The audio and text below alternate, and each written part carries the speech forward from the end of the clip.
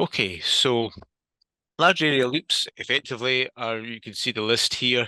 They're for, environments where there's, large spaces, public spaces where people with hearing aids want to be able to um, y- use the or have the benefit of using an assistive listening system that covers large spaces. So a list here of various applications of meeting rooms, lecture halls, concert halls, places of worship, and sports arenas. So let's look at a basic application here, a basic layout here. So we can see that we've got the sound source. In this situation, this would be somebody speaking into a microphone. So that microphone input is then put into the driver here that you can see here. And the driver uh, produces a current into the hearing loop cable. And this current then produces a magnetic field, which is picked up by the hearing aid, the telecoil device in the hearing aid worn by the audience members. And effectively, anybody that's within this area here covered by the loop will be able to pick up an effective signal and be able to hear clearly. So let's go into a little bit more detail about what does the end user expect from the system that's installed. So what they're looking for is they're looking for a level of sound that's not too quiet, not too loud, and this is determined by the magnetic field strength. They want to have a consistent level of sound over the entire listening area. So that's important from the point of view of, say, for example, an auditorium. It doesn't matter whether they're sat at the front row or the back row or at the side or in the middle, they are going to get a consistent level of performance from the loop system. Also, they want a sound that is clear, especially for speech. They want good speech intelligibility, and that's determined by the frequency response. So, a lot of us are familiar with the standard that's been established to help um, attain this level of performance from the loop system, and it's the IEC 60118-4 standard. So, in simple terms, what is just sort of like translating it into more sort of technical aspects. 0 dB corresponds to 400 milliamps per meter, and that's the field strength. That's the magnetic field strength that's required, and that is effectively how loud the determines how loud the signal sounds to the end user. The level must not vary by plus or minus 3 dB anywhere within the listening area, and that defines the field uniformity. And then finally, we have a flat frequency response between 100 Hertz and 5 kilohertz. Basically, what that means is that whatever value you measure at 1 kilohertz, the values that you measure at 100 Hertz and 5 kilohertz shouldn't vary by more than plus or minus 3 dB. So again, you're kind of trying to maintain that flat response, which ensures better speech intelligibility. So the current that's required to reach this 0 dB level at 1 kilohertz within a given user listening volume is dependent on a lot of different factors, and this is what we're going to cover in the next few slides. So just to kind of like quickly go over what's the principle behind how the loop system works and how the magnetic field is set up. We're going to go through these few slides which will help explain this for you. So here we have a cross-section of a standard basic perimeter loop system. You can see the two dots at the side here where it represents the loop wires.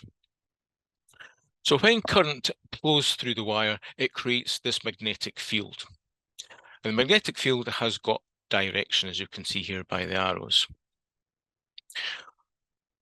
So here we can see where that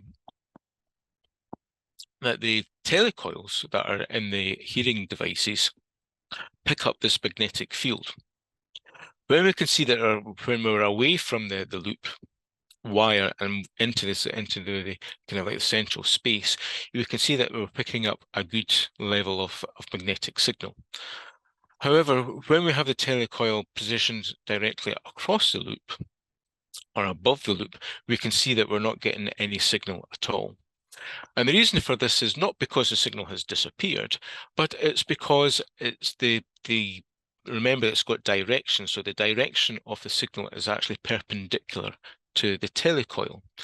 So therefore the telecoil is not picking up any signal, so therefore you don't hear anything. So this is effectively what we call a null point. And null points are going to be something that we're going to sort of like discover later on in the presentation, and that creates problems for us, and we need to find ways of being able to overcome this. So effectively, what happens is that the magnetic fields combine to fill the space with the magnetic signal that we require. So here we can see that we've got the loop plane, which is at 0 meters, so at a floor level loop. And effectively, the further away you move away from the loop, the listening plane, the greater the amount of current that you require to maintain this 0 dB level. Conversely, it would be true to say that if you have the loop at ceiling height, for example, the further away you are, so for example, at seated height, you're going to need more current than you require at standing. It's just making sure that you are aware of the significance of the distance between the loop plane and the listening plane. The further away you are from the loop, the more current you require. I want to just go over what the importance of current is. Why is current important in induction loop systems? So effectively what the current does is it's what we're feeding through the loop wire. It's an audio frequency signal that we're feeding through the loop wire. And this creates a magnetic field which also is in sympathy with the sound, sound frequency. A telecoil is a receiver which picks up this magnetic field, and it induces a small electric current, which is then used as the sound source for the hearing aid. So that's the mechanism that's being used here for the relationship between the induction loop system and the telecoil. Larger loops require more current to attain the same 0 dB. And we also find that metal content that is contained within the fabric of the building tends to absorb this magnetic signal, and therefore you require additional current to overcome this. And so for every 6 dB decrease that you have in the field strength, you need double the current to bring it back up to that 0 dB level. So here we've got an example of that. If you're getting a reading of minus 12 dB on your field strength meter, when you're feeding 2 amps, then you need actually 8 amps to bring it up to this 0 dB level to meet the standard. One way that we can cheat to be able to help us achieve that is that we can use 2-turn loops. What this effectively does is this effectively doubles the magnetic field strength that you get for the same current. However, you've got to be aware of the resultant voltage that's created because you've doubled the length of your loop. But we'll go into that in more detail later on in the presentation. I wanted to also talk about impedance and why impedance is important to us for induction loops. So impedance is effectively, it's the combination of the DC resistance and the AC inductive reactance of the loop wire. So here we see in this equation here that we've got, X and R, that this is your R is your resistance, and X is your reactance. And we combine them both to get Z, which is your impedance. So what is inductive reactance? Well, the inductive reactance is effectively, it's a counteraction to the change in the current or the magnetic field. So here with this equation here, we see the reactance is 2 pi times the frequency times the inductance. Now, you don't really need to worry too much about understanding this, but it's really just to kind of like point out the fact that it's the frequency here that changes the impedance. If we change the frequency, you're going to change the impedance. And this is why when we're talking about, the frequencies or the impedance at lower frequencies, for example, 100 hertz, it's going to be lower than the impedance at 5 kilohertz. The impedance is going to be much higher because we have increased the frequency component.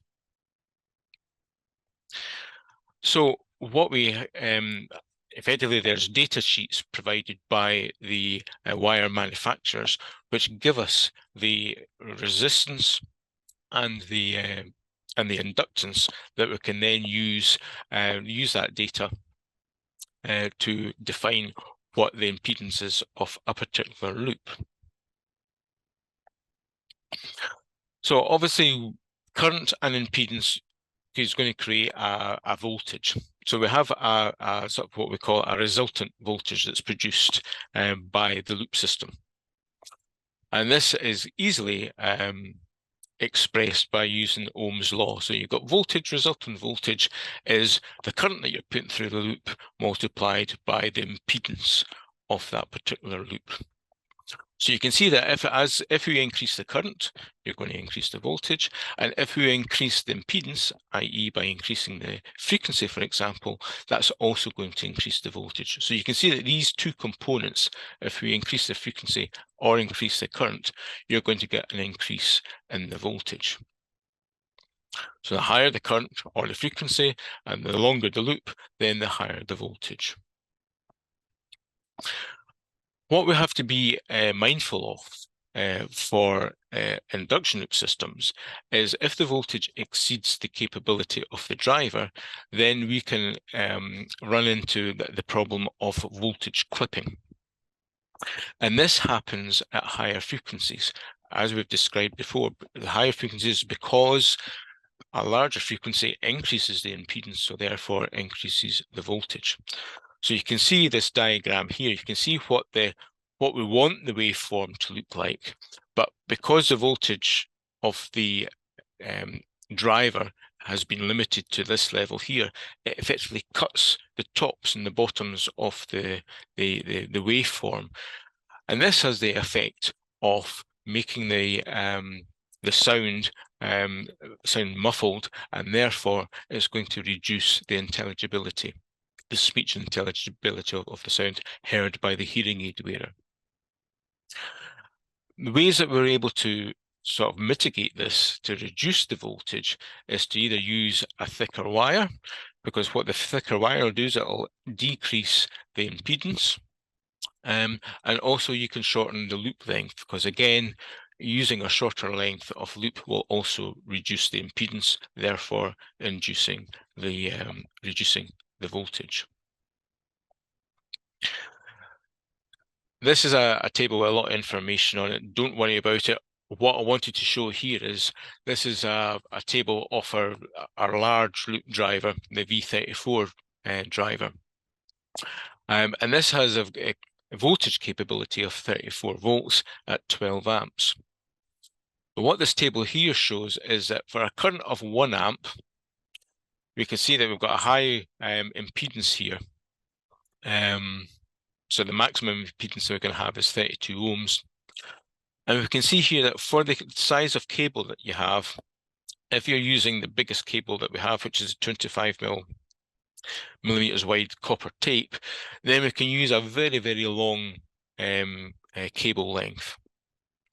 However, the extreme of that is if we're using the maximum current at 12 amps and using the minimum thickness of cable of 1 millimeter, then we can see that that has much reduced down to only 98 meters. So you can see here there's a wide difference of length of wire that you can use, depending on the current and depending on the gauge, the thickness of the wire that you're using.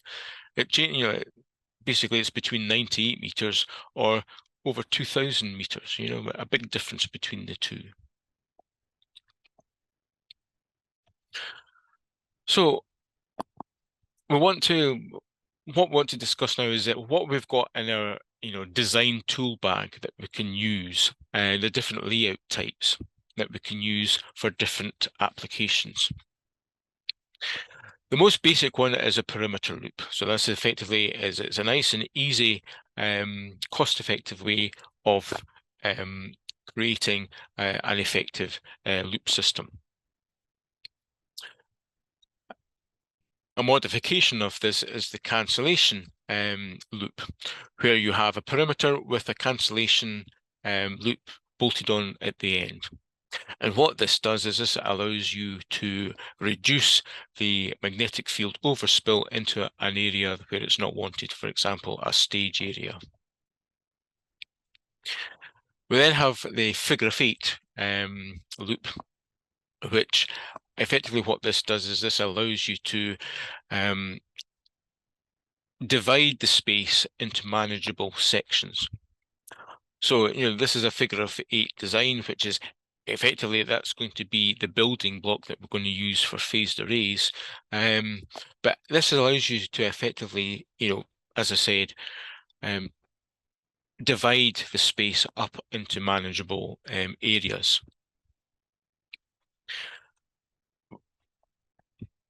Phased array systems are used to kind of like overcome the problems that we face by using more conventional designs, for example, figure of 8 or perimeters.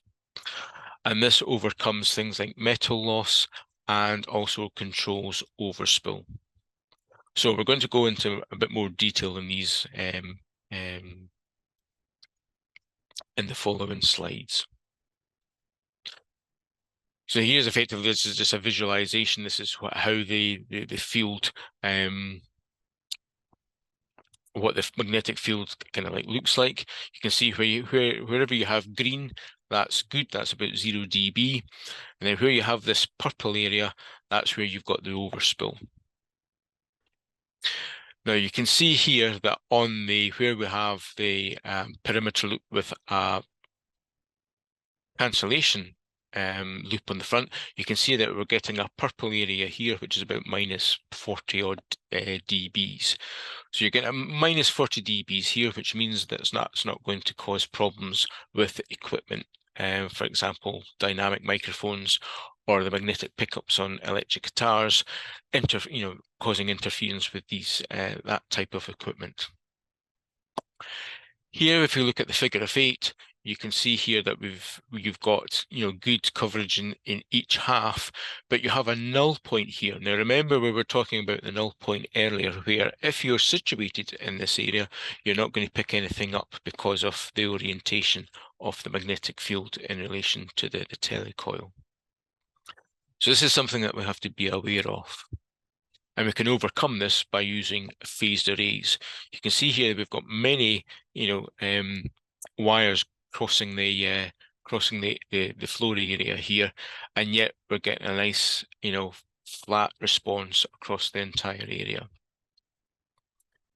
With a standard phased array, you can see that we're still getting a significant amount of overspill, but by using cancellation loops, we're able to reduce that quite considerably.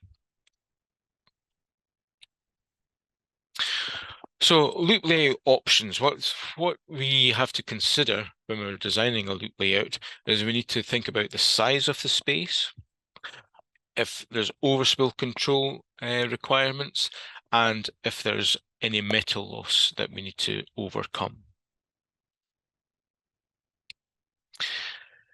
The loop layout options, we've got perimeter. Let's look at perimeter and multi-loops to begin with. I mean, perimeter loops are, to this day, they're still a very effective and low-cost solution for a lot of applications, especially where there is negligible metal content, metal loss, and where overspill isn't a concern.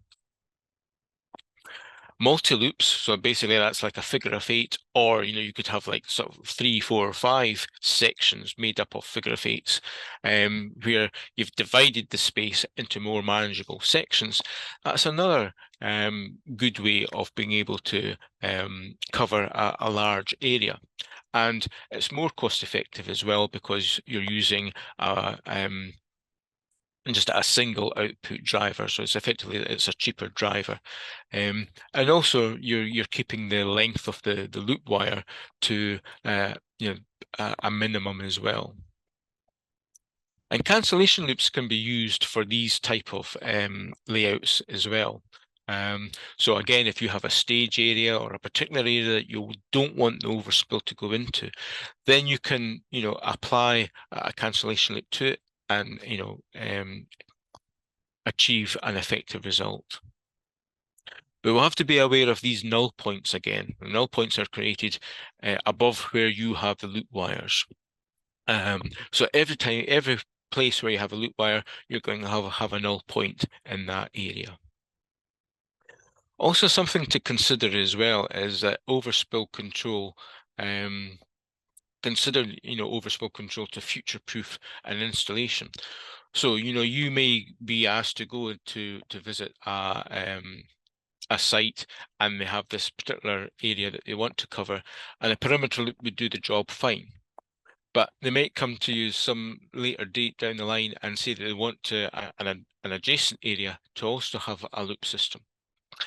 Well, you've kind of like knocked that sort of like option out of the park because you've just put a perimeter loop in here. So you say to them, it's a good conversation to have with them, for future reference. Are there any other areas that they want to consider to loop? In which case, you'd want to put a more effective low spill system in place.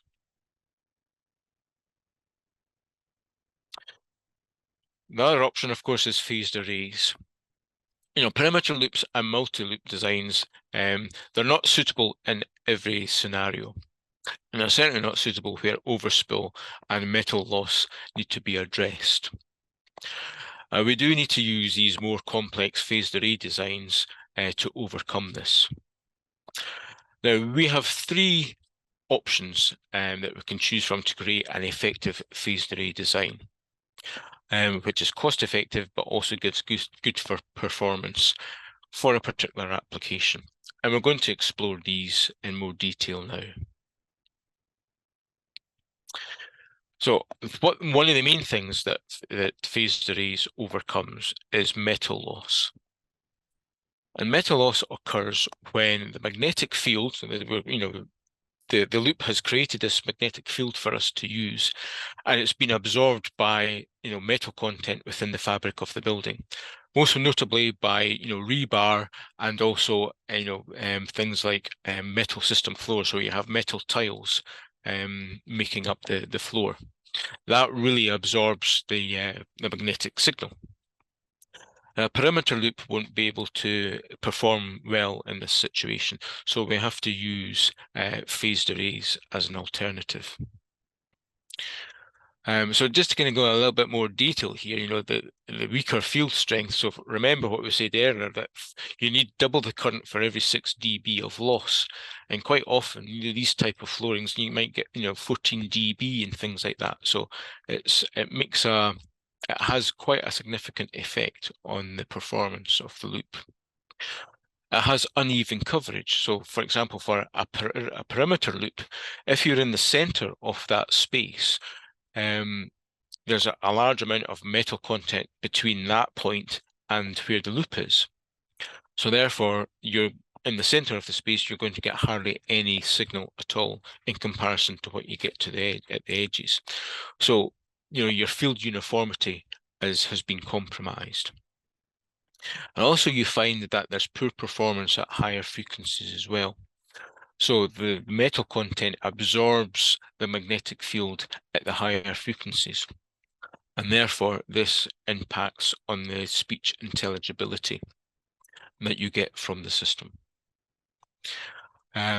So as I said before, the sources are your metal deck floors, reinforced floors, and also suspended ceiling grids. Generally speaking, they're made from aluminium, and they have a significant effect on loops systems that are installed in the ceiling.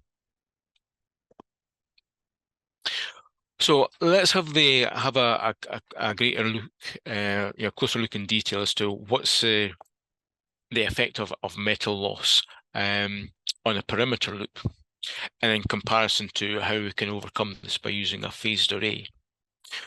So here we have a modest sized space. It's only 12 meters by 5. So it's not a big space, and the floor is just a moderate mesh reinforced floor. Now, over that width of loop width of 5 meters, we've got a drop of 9 dB. So to overcome this, we require 9 amps. We need a driver producing 9 amps to bring that level up to 0 dB.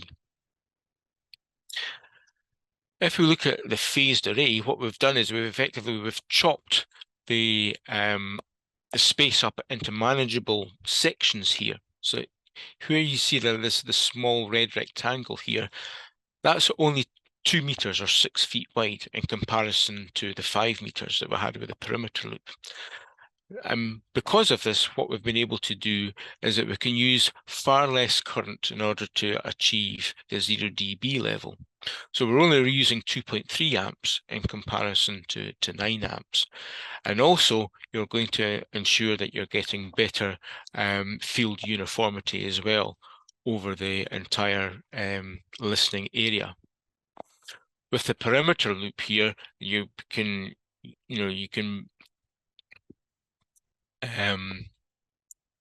be assured that you're going to have a drop in the center of the space as opposed to at the sides.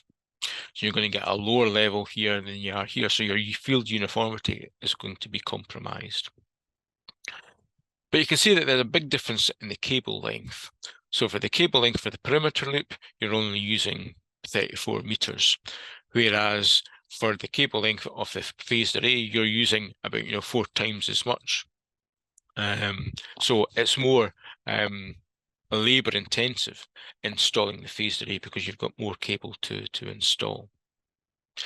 But you can see the figures here. The current required for the perimeter is 9 amps, whereas you're only needing 2.3 for the phased array. So I'm hoping that by showing you this, you can see the why we use phased arrays to overcome metal loss problems. So here's a table here that kind of illustrates this a bit better. Across the top here, you can see that this is our segment width, 2 meters up to 4 meters. And then down the side here, we've got an increasing level of metal loss.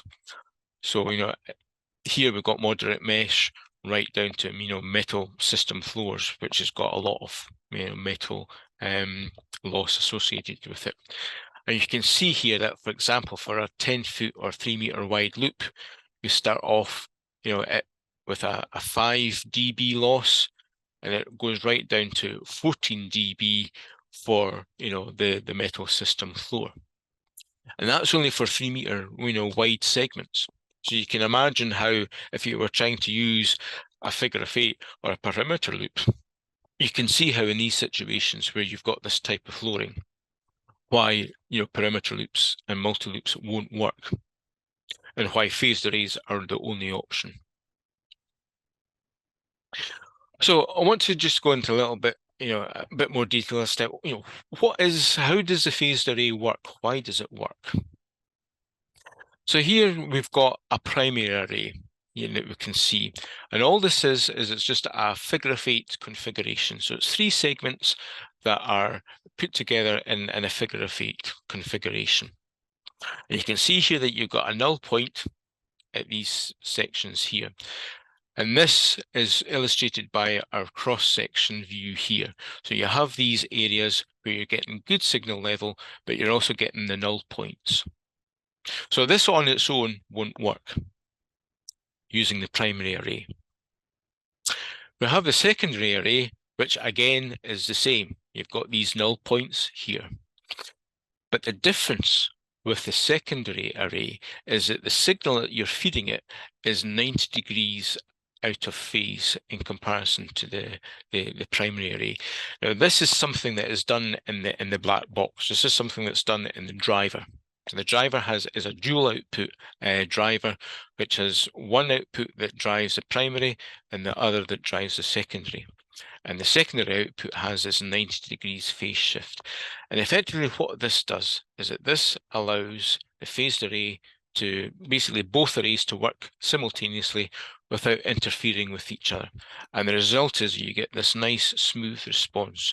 You can see here that it's okay, you've got a little bit of a ripple, but effectively you're getting a nice smooth response covering the entire area. So that's the principle of how the phased array works. Now, we've got three options that, generally speaking, that we can use as to, what type of phased array that we can apply. We've got the 222, the 313, and the efficient phased array. So the 222 is best for overcoming very high metal loss and also for providing good tight overspill control. And it's also easy to install. The downside of it is that it uses longer loop lengths. And the reason it uses longer loop lengths is because you're having to use more segments to fill the space. Because the segments are they are installed right next to each other. There's no gaps between them. They're installed right next to each other.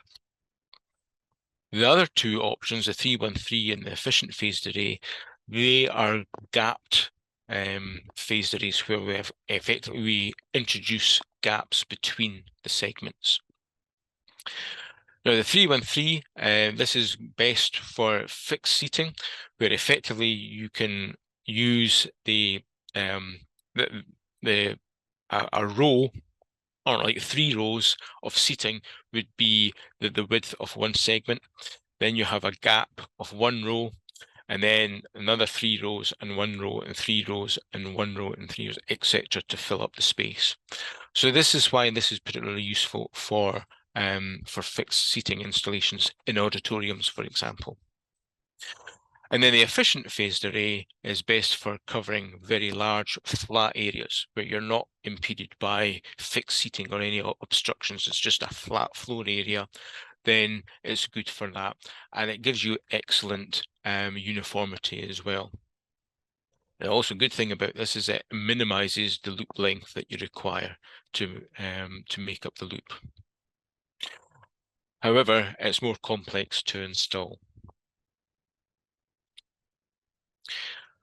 So here is 3 visualizer examples of an auditorium,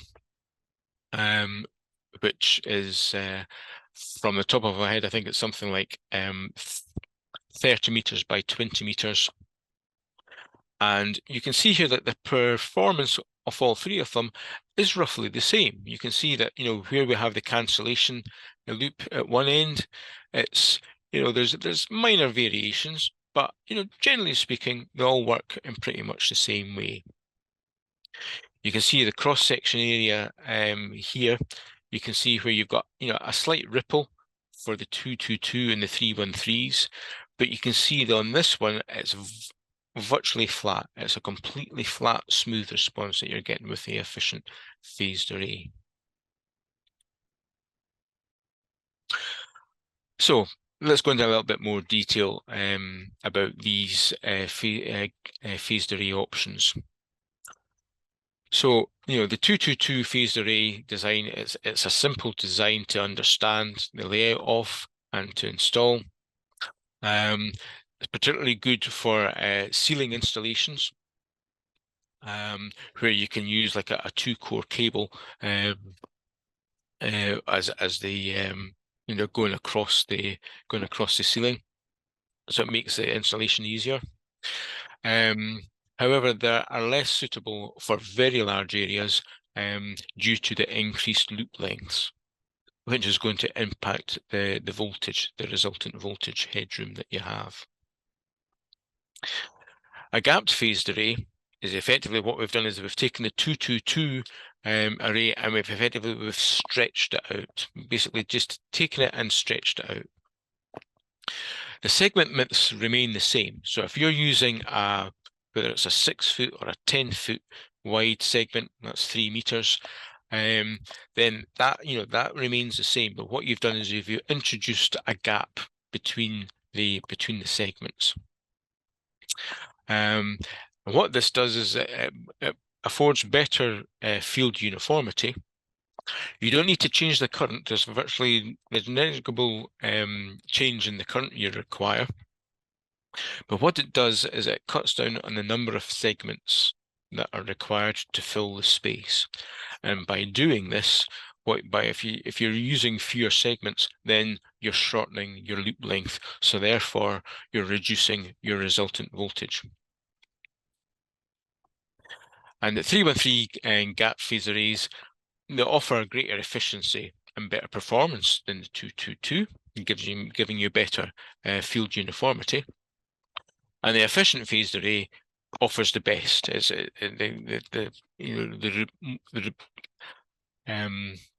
uses the least amount of wire, length of wire, and therefore is more cost effective as a result. So here we've got an example of this large space where it's 30 by 20 or 100 by 70 feet. And it's got moderate metal loss of 6 dB over a 3 meter wide, 10 foot wide segment width. And we've got cancellation loops have been added at the stage end. So where the stage is, we've put a cancellation loop there. And we're using 25 millimeter wide or 14 gauge copper tape, which is effectively the largest loop wire that we use commonly. And what this effectively, this kind of table, if you like, shows you the difference in the performance of each layout type. So if we look at the 222 layout, we can see here that we're using 3 meter wide segments, but we need to use 10 of them for the 222 layout. The current is 4 amps thereabouts. We can see that the voltage is 30 volts. Now, Contacta don't actually have a driver that would accommodate this level of voltage because the loop lengths are too long. So the only alternative really is to use a gapped phased array using the 313 or the efficient. So we can see here with the 313 and efficient, we're using either 7 or 6 segments as opposed to 10 for the 222. But you can see here that the current is still relatively the same. It's not really changed very much. But there's quite a significant reduction in the voltage. So the voltage has now dropped from 38 volts down to about 30 volts, which is now within the range of the drivers available to be able to drive the loop. And you can see here that the length of the loop here has been, reduced considerably. We've used 530 meters for the 222 layout, which is reduced down to 360 by using the efficient phased array. So you can see the difference between using one layout and another. We mentioned earlier about cancellation loops, and what the cancellation loops do is they effectively reduce the overspill into unwanted areas, especially stage areas. So, a cancellation loop is effectively it's a loop segment of reduced width, which is added to the end of whether it's a perimeter loop or a phased array, and it's installed in a figure of 8 configuration, the same as what a standard segment would be. And the magnetic field that's produced by this narrowed loop interferes with the magnetic signal from the main loop and produces this cancellation effect. Now, it's a bit of a black art actually determining what is the best loop width to use to achieve the maximum overspill reduction effect. We've got a 3D visualizer software package that we can use to effectively achieve the best overspill control. And remember that cancellation loops can be applied to all layout types. It's not just phased arrays. We can apply them to figure of eights and perimeters as well, multi-loops. So here's an example of where we have applied a cancellation loop to a perimeter. It's not a particularly large perimeter loop, but it's you can see here that we have it's a 5 foot wide little segment here that we've put on the end of the perimeter. And we can see we've reduced the overspill. We're getting lots of overspill here, but we've reduced it down to minus 42 dB, only 5 feet or 1.5 meters away from the edge of the loop. So you can see what what advantages there are to having this if you have a stage area here with dynamic microphones or magnetic pickups and electric guitars and such like, where you don't want the magnetic field from the loop causing interference. This is one way of being able to achieve this. Cancellation loops that are applied to phased array layouts. What I wanted to show you here is that we have a loop layout here where we don't have any cancellation loop offset. So basically what we've done here is we've just bolted the cancellation loop onto the end of the main segments of both the primary array and the secondary array. By doing that, what happens is you actually get a slight null point in this area here.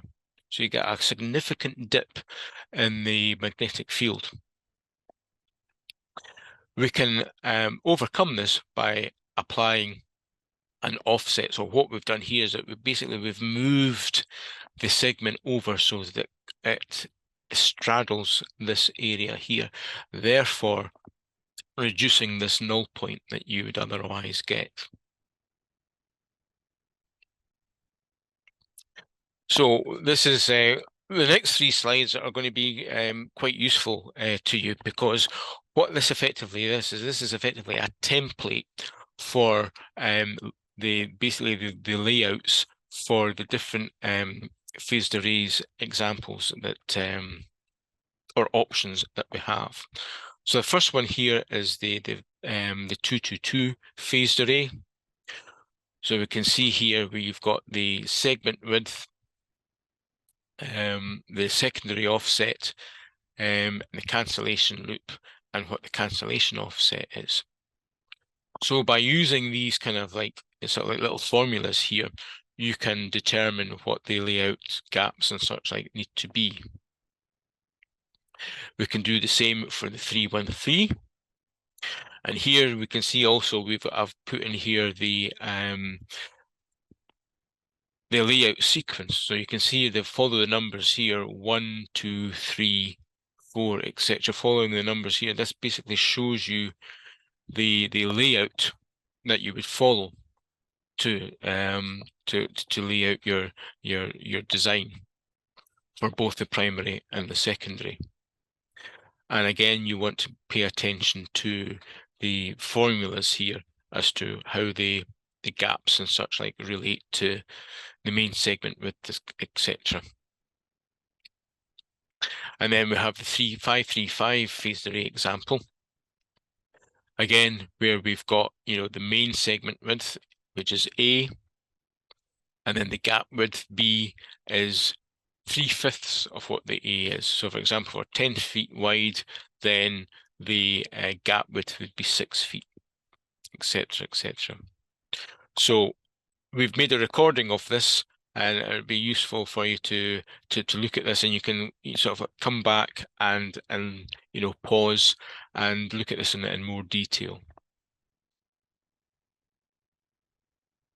Okay, so we've gotten up to the point where we've kind of looked at the designs that we're able to use. So what we then have to think about, well, what do you do when you get an inquiry for the installation of a large area loop?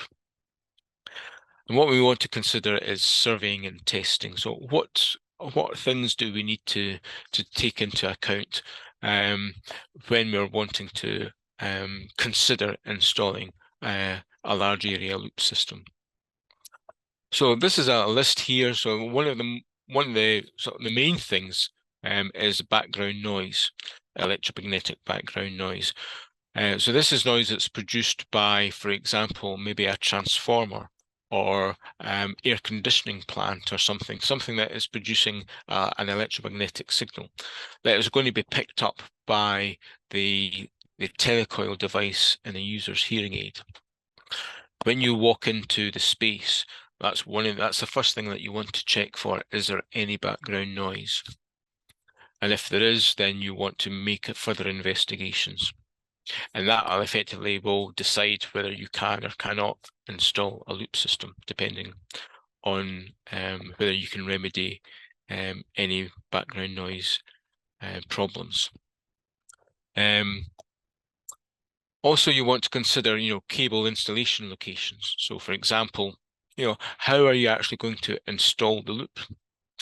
If it's a retrofit and they've got the carpet glued to the floor, how are you going to be able to lift the carpet without destroying it to install the loop? So you then have to think about, well, maybe I need to put it into the ceiling. If that's not an option, then you then have to then look at alternative options. For example, either an infrared or an RF system, which it's not a loop system at all. Things like location of the loop drivers, audio integration, what are you integrating with?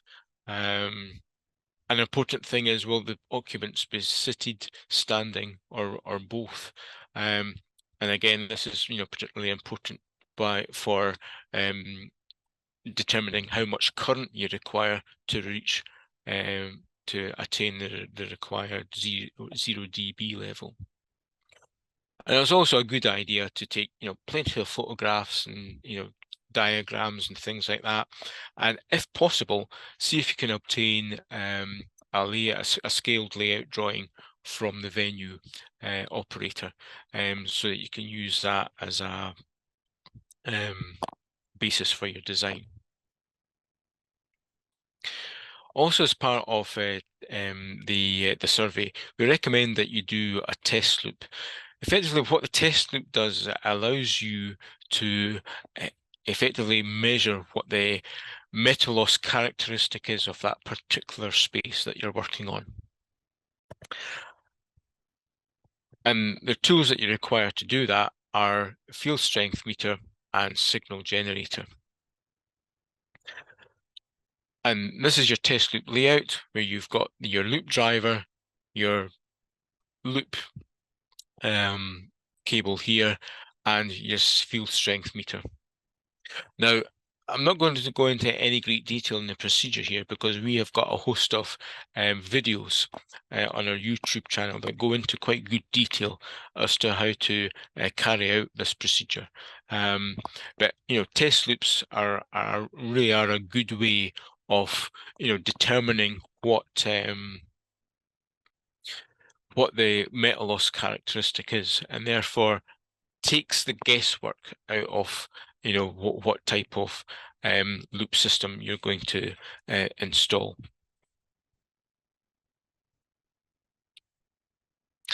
So once you've got this data, you can then use a software package to help you design the loop layout, and we have a package that does that quite well.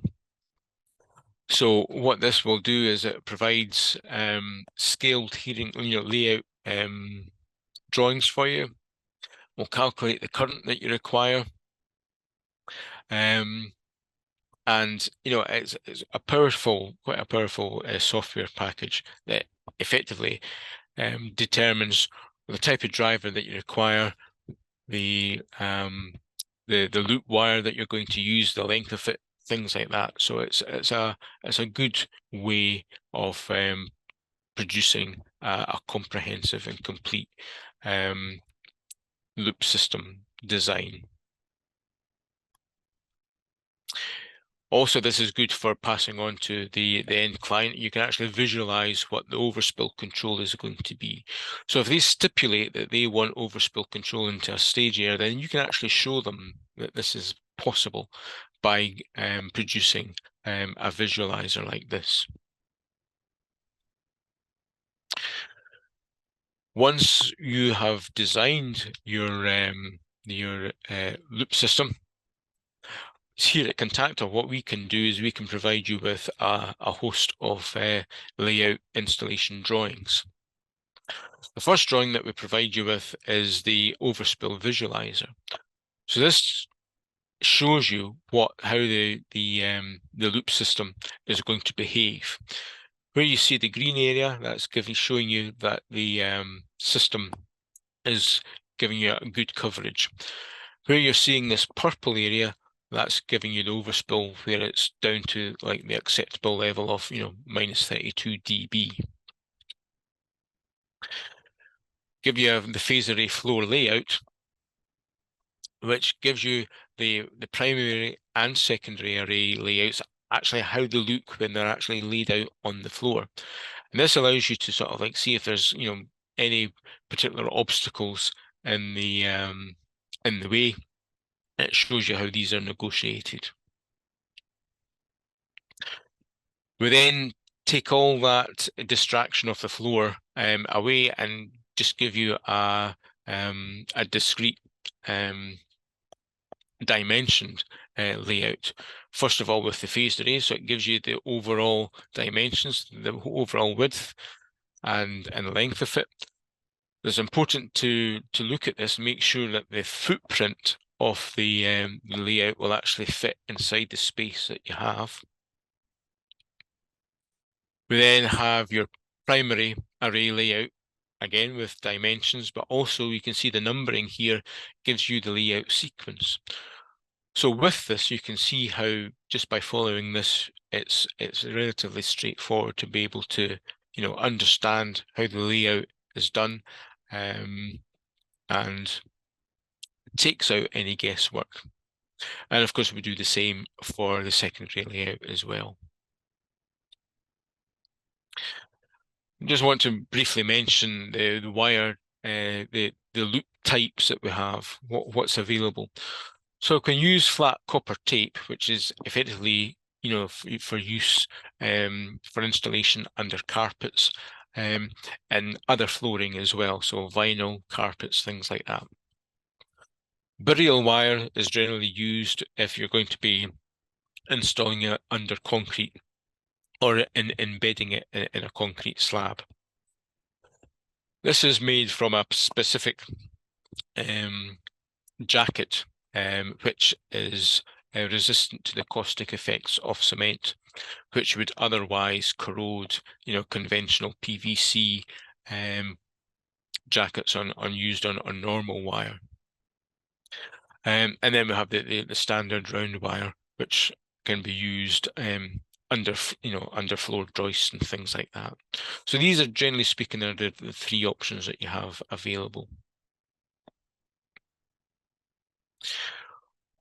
Once you've done your installation, we recommend that you complete and leave this document with the client.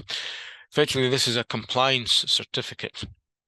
And the information that's in here effectively verifies that the loop system that you've installed meets the IEC standard. And effectively, the information that you put in here, somebody could, independently come along and independently audit this, and they can verify whether the system is actually meeting standard or not.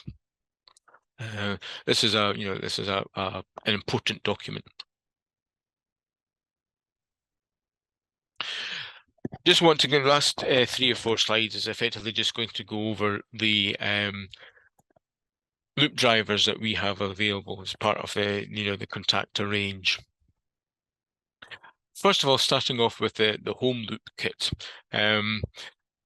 This is targeted for the home market, but again, this could be used in a commercial sense. For example, in hotels, hotel rooms, bedrooms, where they have a TV. You can see here that it's got a number of input options. There's optical input as well as line level. Also has an electric microphone input. Actually, the kit actually comes with a electric microphone, and this is very useful. For example, if the individual is using the telecoil, using the loop system to listen to the TV, if the telephone rings or somebody rings the doorbell, then that's picked up by the microphone and can be fed through the loop, and therefore the person is able to respond to that. The HLD5 amplifier that we have, this is very, very versatile amplifier. It can be used as a perimeter loop or as a phased array driver, and it has a host of inputs: microphone, phantom power, line level, and also a 100-volt line level input as well. So it's a very, very versatile little amplifier. The V Plus series range of amplifiers we have here. We've got the V Plus, V7, and the V15s, which are single output drivers. Now, the reason that we've got a V15, if this is basically it's a 15-volt, is that we can use this for perhaps driving 2-turn perimeter loops. Remember, back earlier in the presentation, we said that you could use 2-turn loops. So effectively, what you've done here is that you've turned this amplifier from a 5-amp driver into a 10-amp driver because you've used 2 loops. But the downside of that is that you've doubled the amount of voltage that you require. So this is why you have a V7 doubled to a V15, 15 volts. And then we have the dual output phased array driver, which is a 15-volt 5-amp driver. And then the V22 is a single output. It's 22 volts, but 12 amps. All these drivers have these features. So it's balanced line level and microphone inputs, and the switchable automatic gain control, got audio time delay, the high-pass filter, and loop diagnostics. These are all additional features to the V Plus range. Then finally, we have our flagship range, which is the V Pro series, consisting of 3 drivers. You've got the V22A, which is a dual output phased array driver with 22 volts at 8 amps. We then have the large single output driver, which is a 34-volt 12-amp driver, and then the dual output phased array driver, which is again 34 volts and 12 amps. These have additional features, especially regarding remote access and remote monitoring. So if you want to sort of remotely monitor the performance of the drivers, especially if a fault occurs. So if somebody, if maintenance work causes a cut in the loop or whatever, then the driver will detect this, and using the remote monitoring, it will send an email alert to the venue operator and the installer or whoever else to highlight that a fault has occurred. And that's effectively it, people. That's us covered various aspects of large area loop systems. I hope you found this useful, and I put it over to you for if you have any questions.